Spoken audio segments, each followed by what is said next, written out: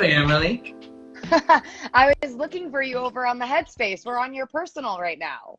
Oh, are we? We are. I didn't know that. Sorry about But that. it's cool. No, it's fine. It's great Oh, to see you. oh, that's confusing for people. What do you I think? think, Should we stay here or should we go there?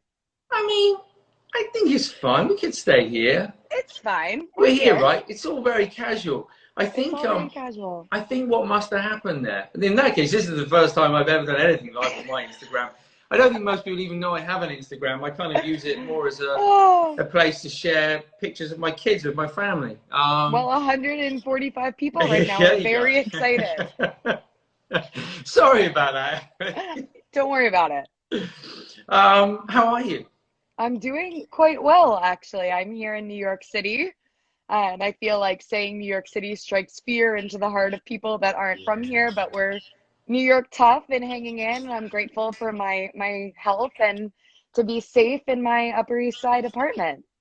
Good, good. And your family well? Everyone kind of good? And Everyone is quite well, good. mostly in Connecticut and Florida, Yeah. but everyone is hanging in there and doing quite well, thank you. And how about you and your kids and your wife? Yeah, we've been very lucky, and we're all kind of well as far as we know.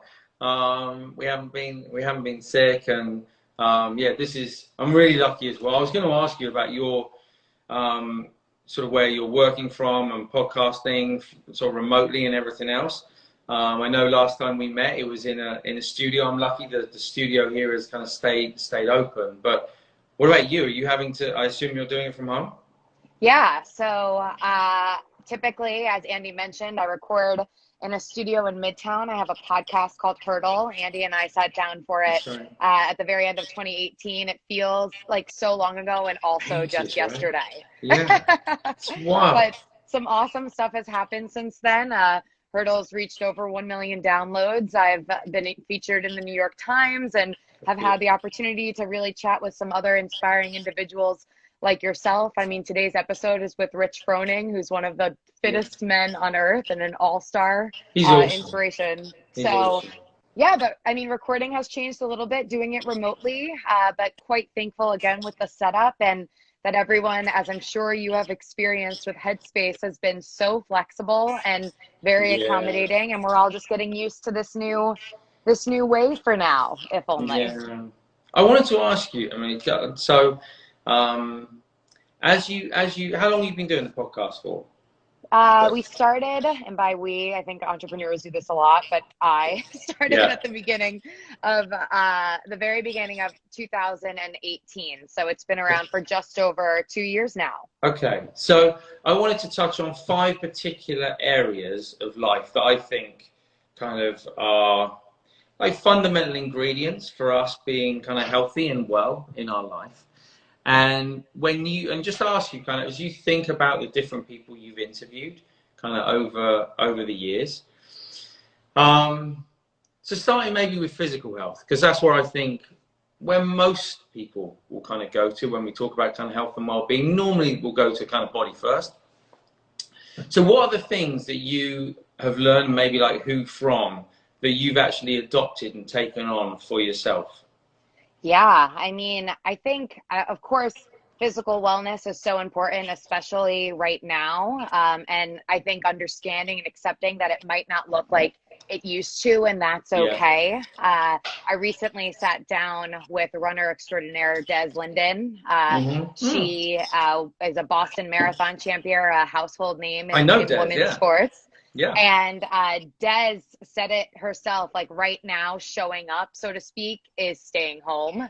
And when you do go outside and you do work out, it's just so important to really be gentle with yourself and to understand that this effort as it stands and as it was might feel different now than before, and that's okay. And just to understand the value just in general of moving your body, period, whether or not it's how it quote unquote used to look. So definitely, I think just having grace with yourself in all aspects of life, both the physical and of course the mental. And then outside of that, something that Rich says in today's episode, he says that physical activity should be something that you enjoy, right? And so often we're so hard on ourselves about getting better. You know, I'm a big runner, and I know that you are as well. And I am always trying to be faster, but sometimes, you know, you have to take fitness for what it is and enjoy it and have fun with it instead of just continually stressing about trying to be better every single day. Just doing it right now, especially, it's really important. Yeah, it's funny. I was chatting to, I was doing an interview a couple of days ago with a chap who studies blue zones in the world, kind of where people tend to live kind of a lot longer.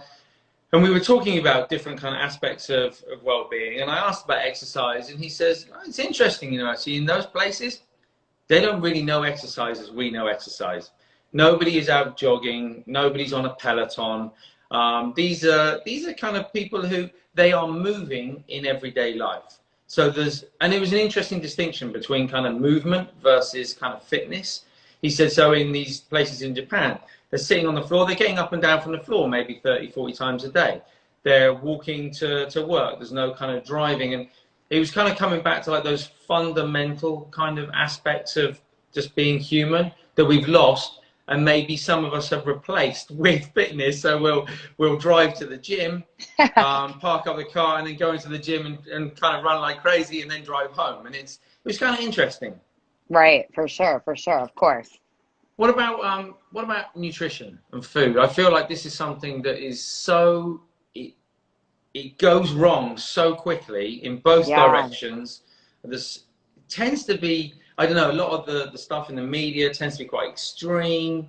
After speaking to people and experts in the field, where do you find yourself kind of netting out and feeling comfortable? I think at the end of the day, again, this theme of having grace with yourself is so important, and that every day won't be quote unquote a perfect day, but balance is key. And first and foremost, when it comes to what you're eating, really try to eat great whole foods. Now, this is just the takeaways that I'm learning from the individuals that I've sat down with that have, you know, these backgrounds in nutrition and registered dietitians and such. I myself don't have any of that training, but just good whole foods, you know, things that you can find as close to their form as you would find in nature, that you're putting them into your body. That's the good stuff. That's where you get the most bang for your buck, so to speak. And then again, just be gentle with yourself. You know, holistic health isn't being 100% great at something all the time. It's just trying to get back to those important foundations that we spend so much time learning about. So if 75, 80, 90% of your week is, you know, really working to eat those whole foods, whole grains, fruits, vegetables, stuff like that. And then the other 10% of the time is Pizza Friday, something I myself have been looking forward to every week in quarantine, making it from scratch, then so be it. That's what healthy looks like for me. And that's what makes me feel best, you know? Yeah. Do you guys have a Pizza Friday in your house? I mean, the only reason I hesitate, it's not that we don't have Pizza Friday, it's that we also have Pizza Monday and Wednesday. And so I was trying to think kind of I don't know what to call that. We just have pizza in my house. Exactly. Now we mostly I feel like since having kids, we mostly eat the kids' leftovers. That's our go-to. I was going to ask you about, like, it's interesting actually bringing up kids and thinking about how, you know, you set a kind of example in whether it's in exercise, whether it's in food, and you know people have often asked us kind of what do we get our kids to eat, and you know we're vegan in our house more or less, kind of, you know, we're a little bit flexible.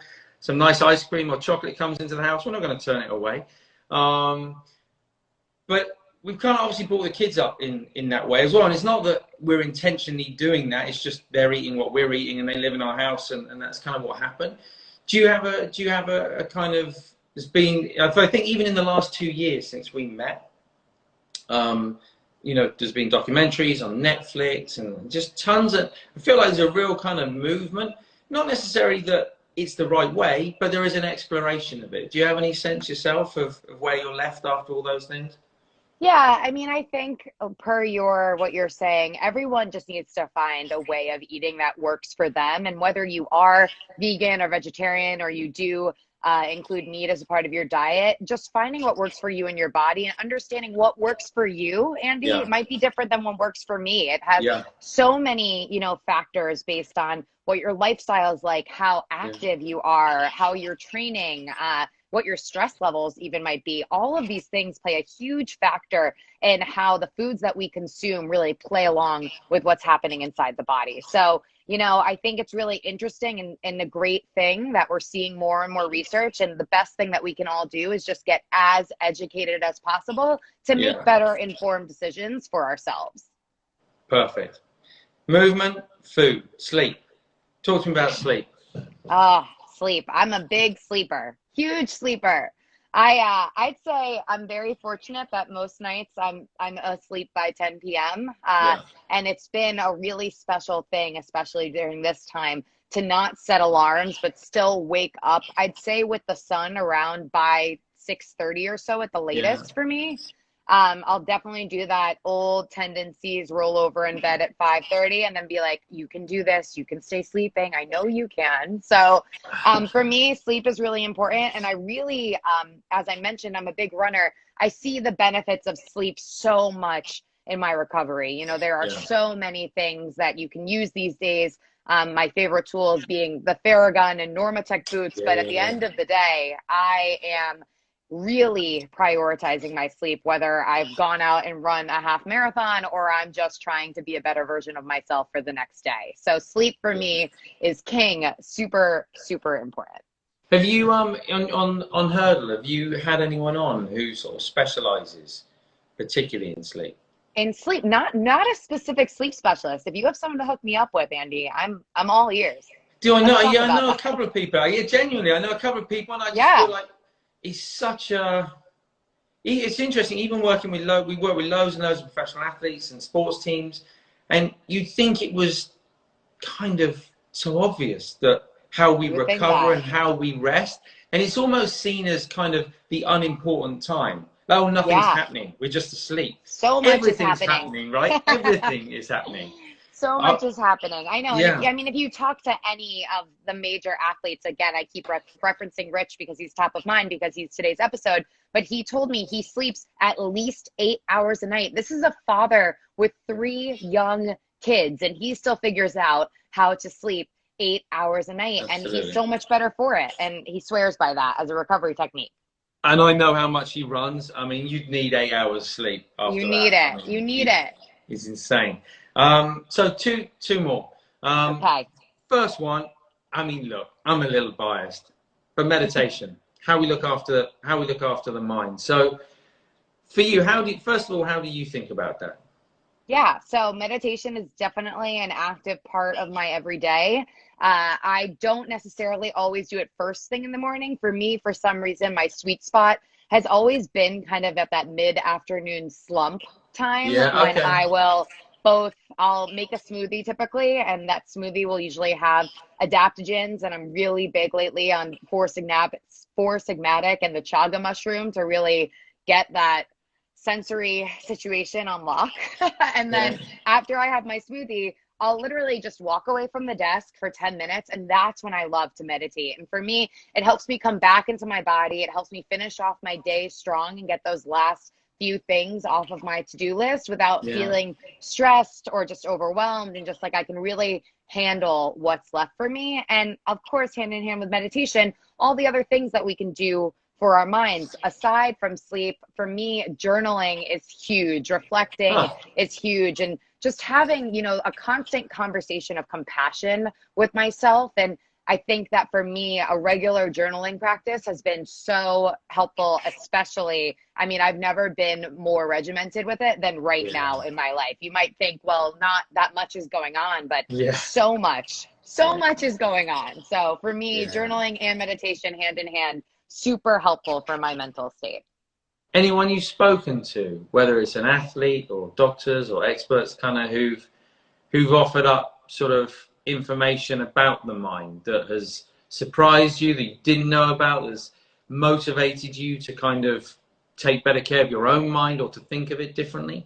I mean, I'll always reflect on the conversation that we had. I think so often, maybe not so often, but I reflect on it with so much compassion, thinking about sitting with you in that small studio and having a one-on-one meditation session, which I was then I able to remember. share with everyone. It was so surreal because like so many of the people that are here that are watching us, you know, they sit with you often, although not in reality. So to have that opportunity with you to talk about the mind was so valuable. Other than that, Ryan Flaherty, he's the senior director of performance at Nike. I think I you know guys might Ryan. have Yeah, I worked know together Ryan. before. And Yeah. sitting down with him, I mean, he has an opportunity through Nike's Trained podcast to talk to so many experts Yeah.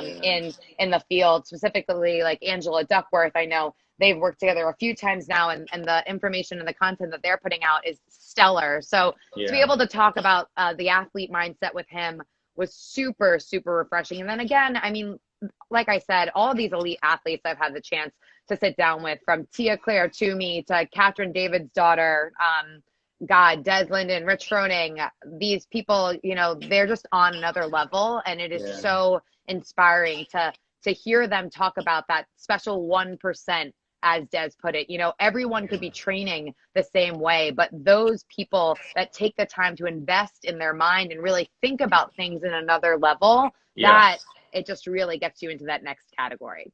Yeah. 100%. Though, and yeah, I know a bunch of those folks, and there are some similarities, right? I think when you listen to them talk and the way they, it's not so much the way they think, but the way they frame their thinking and Yeah. kind of how that shapes their perspective and their direction, I think is really interesting.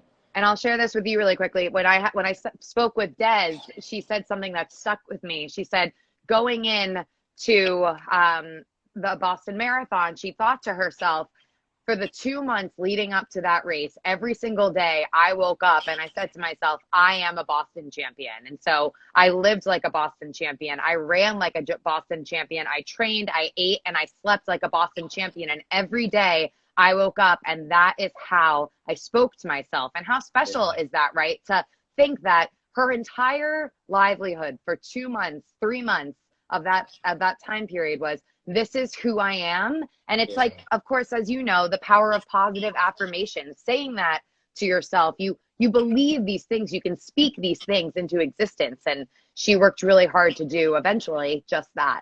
Yeah, it was amazing. I love seeing her. I love seeing her I in her. cry every time, So every good. time. So good. So final one, and Okay. I think it's arguably one of the most neglected parts of well-being. So when I think of kind of all-round health, and that's play, I feel like life is such a natural part of our lives when we're younger. Understandably, especially if we're working a lot and if we've got other commitments, it might be family or all kinds of different things kind of take over. Play or joy or creativity or however you like to kind of think about it. I feel like that's often the first one that goes out the window. What do you still do to find a Yeah. sense of play or a sense of joy in your life? I think it's really interesting because for so long as an adult, I found my sense of play, so to speak, in activity. Yeah, And so for me, giving back to myself was going for a long run. And more recently, in the last couple of years, getting much more involved with the running scene here in New York City, with the groups that I run with, Brooklyn Track Club, Old Man Run Club, shout yeah, out to those wonderful yeah, humans. And so I realized that with time, I also needed to find sources of play, so to speak, that weren't active. I needed to kind of give back to myself in a way that, although it doesn't always feel this way, wasn't breaking down my body. And so yeah, again, go back to those things that I enjoy so much. As a freelance journalist, I do a lot of writing everywhere from GQ to Women's yeah, Health, but I also love writing on my own, things like puzzles and reading and just taking walks. I will say that the art of the walk, is something that from this time period, I'm so grateful for. It makes me feel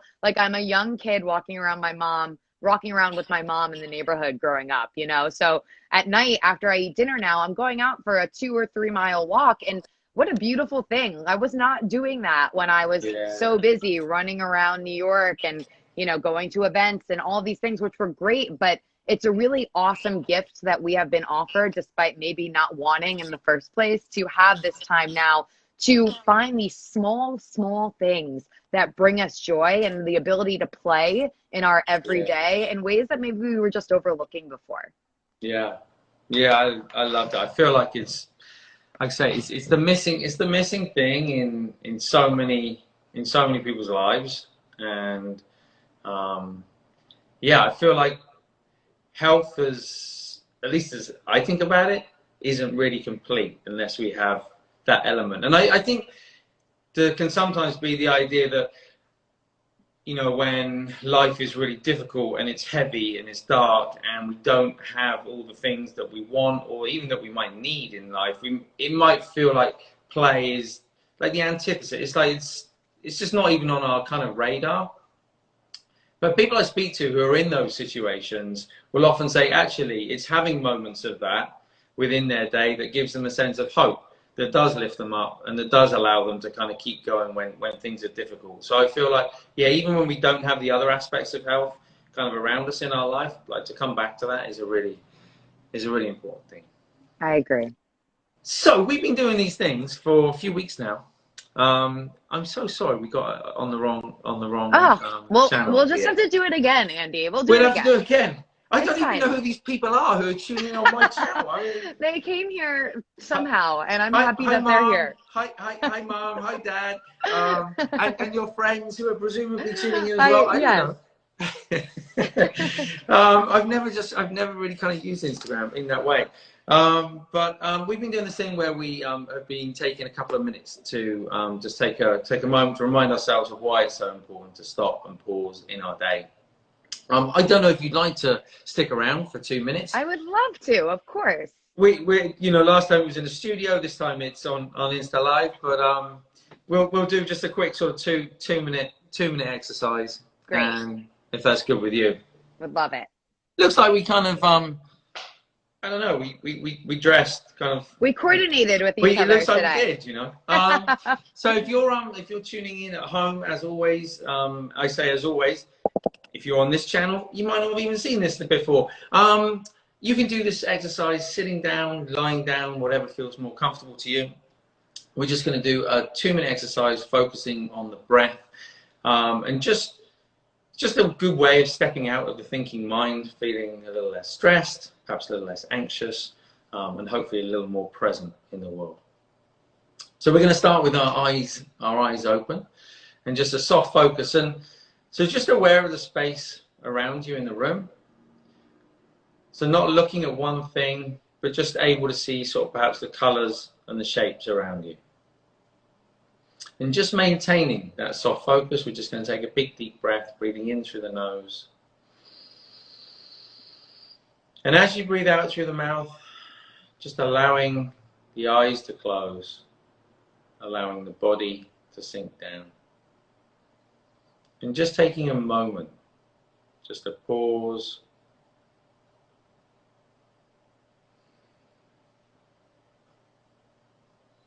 Just feeling the weight of the body press down, feet on the floor.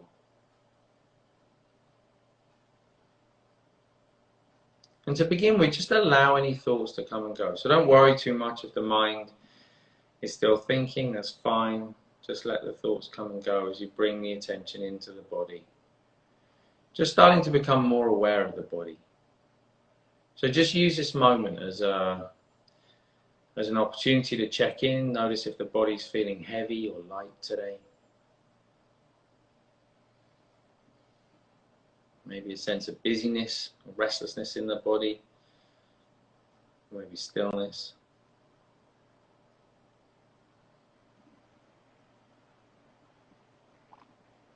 And as you sit there, or as you lie there, just starting to notice how the body moves as it breathes.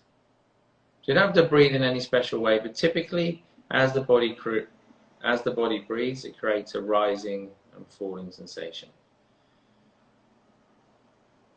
So you might feel it in the chest, the shoulders, the diaphragm, the stomach. Doesn't matter where it is, just let the body do its own thing. If you can't feel any movement, just gently place your hand on your stomach, just to feel that rising and falling sensation. And we're just going to stay here for 10 breaths.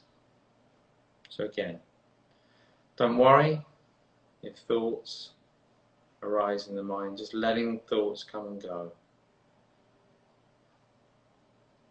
Just staying with that rising and falling sensation.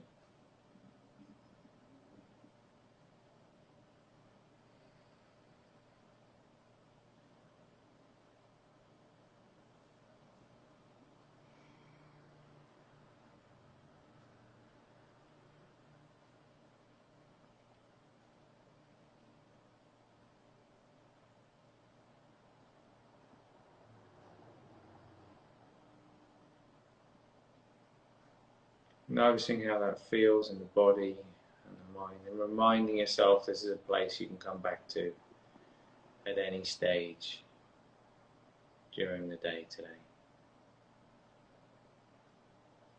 For now, though, just letting go of that focus on the breath, bringing your attention back to the body, the weight, the contact, pressing down.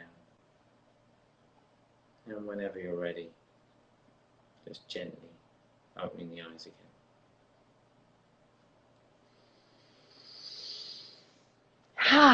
again. Thanks, Emily. Thanks, Andy. This was great. And yeah, we will. I say we. Somebody much smarter than me at Headspace will work out how to take this and share it on the Headspace platform today. And either way, we'll do this again soon.